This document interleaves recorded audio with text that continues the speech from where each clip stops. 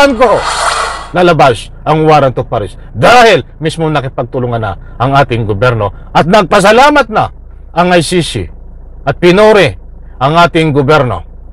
Nagpapasalamat ang ICC dahil sa pagbibigay kay Bato, kay Digong, sa mga kasangkot sa Interpol sa pagkuha ng ICC at paghuli. Pinuri ng International Criminal Court o ICC ang pagbubukas ng Pilipinas sa pakikipagtulungan sa...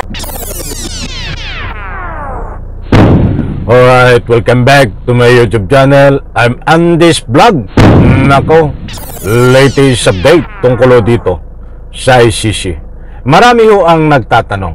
Marami ang nag-iintay kung bakit tahimik ho ang ICC sa usapin ng kaso ni Digong, ng kaso ni Bato at ng iba pa nilang mga kasangkot. Noon ho, hindi ho nagsasalita ang ICC. Mga kaibigan, at mapapanood po natin sa social media ang mga aksyon at galawan ng ICC tungkol dito laban kay Digong, laban kay Bato at sa lahat ng mga kasangkot. But sa puntong ito, mga mahal kong taga-subaybay, ay gumalaw umaksyon at nagsalita na ho ang ICC tungkol dito ho sa pakikipagtulungan ng ating gobyerno sa pangunguna ng utos ng ating Pangulong Bongbong Marcos na ibigay na sa ICC itong si Bato, itong si Digong at ang lahat ho ng mga kasangkot dito. Mga kaibigan, gusto ko munang ibahagi sa inyo, kapag mayroon po kayong pagkakataon, huwag niyo pong kaligtaan, panoorin, pakinggan ang ibabahagi ko po sa inyo dahil dito ho ay matutuklasan nyo na nagsalita na ang ICC at mayroong pinapaabot sa ating gobyerno at siyempre sa lahat ng sangkot dito. Kaya naman pala, itong si Digong, itong si Bato, ay kung ano na ho, kung ano-ano na ang pinapalabas sa stream media ng mga statement, lalong-lalo na itong si Bato. Sabi nga ni Bato ay hindi siya magpapahuli at nagagalit ho sa kasalukuyang Pangulong Bongbong Marcos itong si Bato. Bakit daw siya ibibigay sa ICC at hindi siya magpapahuli? At siyempre, ang stand din dito ni Digong before pa ay magtatago siya, hindi siya magpapahuli ng buhay, makikipagbarilan siya at papakainin ng warrant of arrest ang mga Interpol na aaresto sa kanila. Yan po ang stand ni Digong at ni Bato na pwedeng mangyari ho dito ho sa paghuli sa kanya. Lalo po silang kinabahan ngayon, lalo nang nataranta. Magtatago na ho itong mga ito dahil dito sa statement ng ICC, mga kaibigan, na ngayon nyo pa lang ito matutuklasan, mapapanood at maririnig, kaya ibabahagi ko po sa inyo. Eto ho, shout out po sa lahat. Maraming salamat po. Eto, Pinuri ng International Criminal Court o ICC ang pagbubukas ng Pilipinas sa pakikipagtulungan sa investigasyon sa mga kaso ng pagpatay na may kaugnayan sa kampanya kontra iligal na droga sa ilalim ng administrasyon ni dating Pangulong Rodrigo Duterte. Ayon kay Justice Secretary Crispin... Ayun, maliwanag po mga kaibigan. Nagsalita na ang ICC, pinuri ho ang administrasyon natin dahil sa pakipagtulungan ng ating kasalukuyang Pangulong Bongbong Marcos sa pakipagtulungan ng DOJ.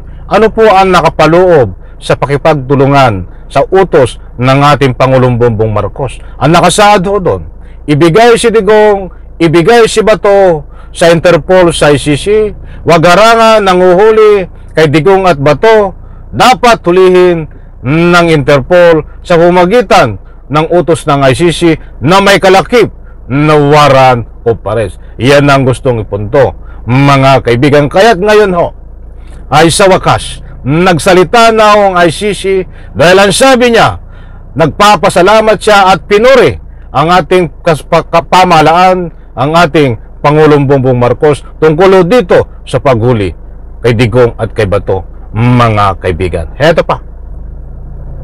Boying Remulla, handa ang gobyerno na makipag-usap sa ICC sa piling Ayon kay Justice Secretary Crispin Boying Remulla, handa ang gobyerno na makipag-usap sa ICC sa piling aspeto ng investigasyon habang binigyan diin ang malinaw na hangganan ng kanilang kooperasyon.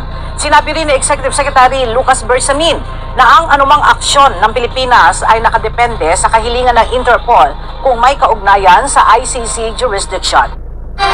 Ayan po mga kaibigan, malinaw ho na nakipag-ugnayan ang ating gobyerno dito sa usapin ng ICC. Mga kaibigan, hindi ho tayo nagpapakalat ng anumang fake news.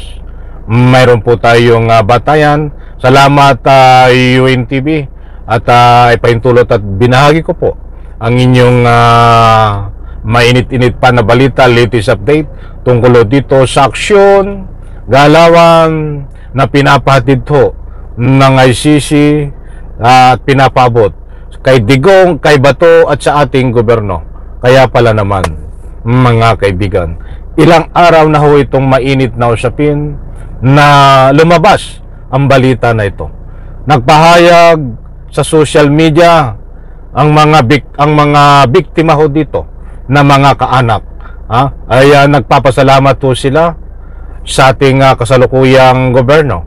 At siyempre kasabay ng pagpapasalamat ng mga kaanak ng biktima ay kasabay din ho ang statement na pinalabas ng ICC na pinadaan sa pamamagitan ng ibinalita ko sa inyo na galing sa UNTV ay pinuri ang ating gobyerno sa pangunguna ng ating kasalukuyang Pangulong Bongbong Marcos na ang sabi nga ng ICC ay nagpapasalamat sila at pinupuri ang ating gobyerno sa pakipagtulungan ni Pangulong Bongbong Marcos para ibigay sa Interpol, huliin ng Interpol itong si Digong at si Bato. Iyan po ang latest update na ika nga po'y aksyon, galawan ng ICC na pinapahatid po sa ating gobyerno. Any reaction, mga mahal kong taga-subaybay, diyan sa comment section, inaanyayahan ko po kayong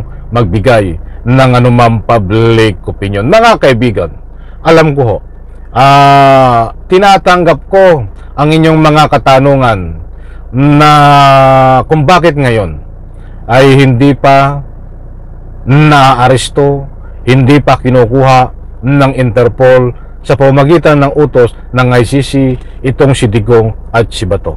But ayon po sa aking pagkakaalam, dito sa aksyon at galawan ng ating Pangulong Bongbong Marcos, sa nakuha nating impormasyon ay mapapadali na sa lalong madaling panahon ang tinatawag na paglabas ng warrant of arrest laban ho dito kay Digong at kay Bato. Kaya ang unang pinaplansya, ang unang plano ng ating gobyerno para sa lalong madaling panahon ay lumabas ang warrant of arrest, ay ang unang ginawa ay makipagtulungan ho ang gobyerno natin. Iyan ho ang malinaw na nakuha nating impormasyon. Sapagkat dati ho, inaamin ko, binablog ho natin, hindi po tayo nagpapakalat ng anumang fake news. Mayroon po tayong batayan noon na nagsasabi ng Attorney Conte, Trillanes, at iba pang mga eksperto na lalabas ang warrant of arrest, but hindi ho lumabas. But ang sagabal ho doon ay ito pang hindi nagpalabas at kinukontra ng ating gobyerno. Kaya't nagkaroon ho, napilit na kinuha itong si Matubato para maging personal na witness laban ho sa ICC para lalong lumakas ang ebidensya at nang sa ganon, madaling panahon lumabas ang warrant of arrest. Mga kaibigan, maalala nyo po ba? Ito si Matubato, ito si Las Cañas, hawak po ngayon ng ICC upang tumistigo ng personal. Kasabay naman na lalong pinalakas ng ating gobyerno na inutos na wag harangin ang Interpol sa pag-aresto dito kay Digong at kay Bato. Kaya't mga kaibigan, alam ko ho na naiinip kayo ako Kaya tinatalakay lang po natin ito bilang sundot paglilinaw. Dahil matagal na pong hinihintay ng taong bayan hanggang ngayon, hindi pa nalabas ang warrant of arrest. But asahan po natin ang stand ko dito. Nalalabas po at lalabas ang warrant of arrest. Maganda po yan. May hinihintay po tayo na warrant of arrest only galing diyan sa ICC. Kahit naghintay ho tayo ng ilang taon, ba't darating ho? Ba't dito ang ipunto natin ang gusto kong ipunto din? Kahit maghintay tayo ng ilang taon sa Republika ng Pilipinas, may hinihintay po ba tayo na warrant of arrest na lalabas galing kay Digong? Wala ho, dahil wala pang kinakaso eh. Di po ba? O, ano nangyari po sa hearing sa Quadcom? Parang lumalamig na. Kaya, yan ang gusto ko pong ipunto, kaya pinapaliwanag ko po sa inyo. Tanggap ko, kung yung sabihin nyo, ang tagal-tagal wala yan, o public opinion yan, tinatanggap ko ho. But ang stand ko ho, lalabas ang warrant of arrest dahil mismo nakipagtulungan na ang ating gobyerno at nagpasalamat na ang ICC at pinuri ang ating gobyerno. Nagpapasalamat ang ICC dahil sa pagbibigay kay Bato, kay Digong, sa mga kasangkot sa Interpol sa pagkuha ng ICC at paghuli, mga kaibigan. Muli po maraming salamat, pagpalain po tayo lahat. Sabay-sabay po nating i-like ang video na ito. Bye-bye, palakpak.